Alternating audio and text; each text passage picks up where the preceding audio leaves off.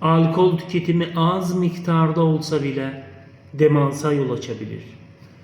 Amerika ve İngiltere'de yapılan bir çalışmaya göre alkol beyinde iltihaba sebep oluyor.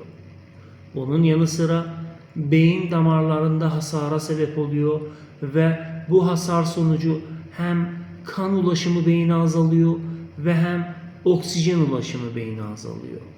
Ve bu da yine iltihabı tetikliyor. Bunun yanı sıra alkol metabolizması sonucunda serbest radikaller ortaya çıkıyor. Ve bu serbest radikaller hem beyine ve hem başka dokulara hasar verebilir. Ve bunların hepsi birlikte demansa yol açabilir.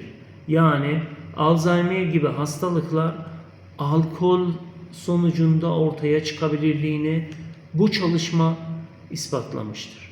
Kendinize iyi bakın, iyi günler.